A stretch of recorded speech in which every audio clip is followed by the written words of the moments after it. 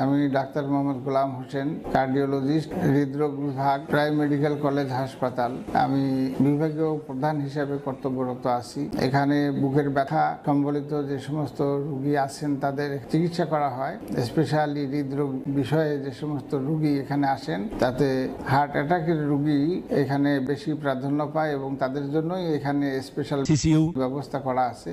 এই সমস্ত রোগীদের আমরা শুরু থেকে শেষ পর্যন্ত যতটুকু আমাদের সহযোগিতা করা দরকার আমরা সহযোগিতা করি। আমাদের এখানে সার্বক্ষণিকভাবে চিকিৎসক নিয়োজিত আছেন, তারা 8 ঘন্টা পর পর শিডিউল ডিউটিতে সমস্ত রোগীর তত্ত্বাবধান করে থাকেন। এখানে সার্বক্ষণিকভাবে নার্সিং সুবিধা দেওয়া হয়। প্রশিক্ষিত নার্সগণ এই সমস্ত হৃদরোগ বিষয়ে রোগীদের চিকিৎসা বিষয়ে সহযোগিতা করে থাকেন।